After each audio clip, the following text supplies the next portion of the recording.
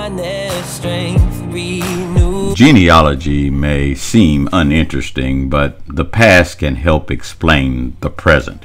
Example: 15 years ago, in jest, I was told by a physician that I was one unlucky black man. She had just diagnosed me with a strange ailment only found prevalent in Eastern Europeans. In fact, she had never seen an African American with this malady, and that's why it took them so long to diagnose. Fast forward 15 years later, I researched my genealogical makeup, and there, in a man that could not look more different than an Eastern European, was a strip of genes from Eastern Europe, from an ancestor I don't know. Genealogy is not just some boring list of names. It can help explain current situations. Last week we learned that Noah had 3 sons, Shem, Ham, and Japheth. Shem, the oldest son, had 5 sons. One of his sons, Arpachshad, was born 2 years after the flood. Arpachshad had a son, Selah, and Selah had a son, Ever. Ever fathered his son, Peleg, and Peleg was 30 when he had his son, Ru. Ru was 32 when his son, Serug, was born, and at 30, Serug fathered his son, Nahor. Nahor was 29 when his son, Terah, was born. Our lesson looks at the family line of Terah. From Terah came 3 sons, Abram, who was called Abraham, who entered into a covenant with God, Nahor, and Haran, the father of Lot. The greatest descendant of Abram, later called Abraham, was Jesus the Christ. Genealogy helps us explain our present. From whence then hast thou this living water?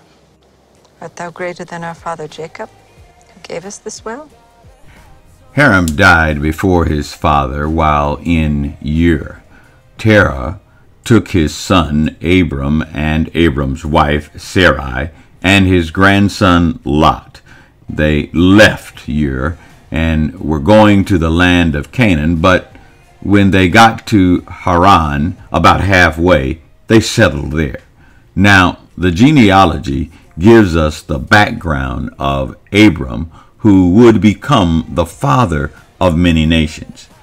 In this part of our lesson, technically, there is not yet an expressed covenant between Abram and God. In fact, Abram's call in Genesis 12 is not a detailed call.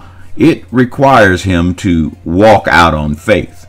While I grew up in many other places, I now live in the same county, only a few miles from the plantation where my ancestors toiled. Many of us live near our relatives, near our family place where we grew up. But an aging Abram was told by God to leave the place he knew, to leave the place his father had brought him to leave the place that his father had worked to preserve, and go to an unspecified place that God would later show him. In exchange, this man, with a barren, aging wife, would become a great nation. This is a pretty vague promise, but at this point, you have to remember this was a promise from God. God made 3 promises to Abram. 1, he made a promise for land in verse 1, the promised land. In verse 2, he promised him a seed, which became Isaac. And in verse 3, he said Abraham would have a great name and he would be blessed. Now, God knew that Abraham was going to a strange place with people with heathenish ways, so his blessing was a little more specific. He said, I'm going to protect you, Abram.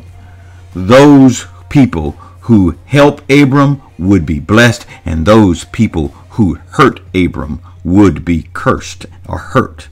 God told Abram, your name will be great, and today 57% of the world, over 4.2 billion people, practice Judaism, Islam, or Christianity.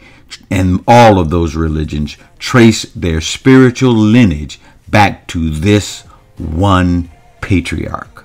So at 75, Abram and his wife left Haran with Lot, going to the place God would show them and give them for he and his descendants. In Abram, we see the faith and the courage to obey God's will. So, the next time you pray, thy will be done, remember that means in your home as it is in heaven. That's the lesson for this week. Have a great week. Bye.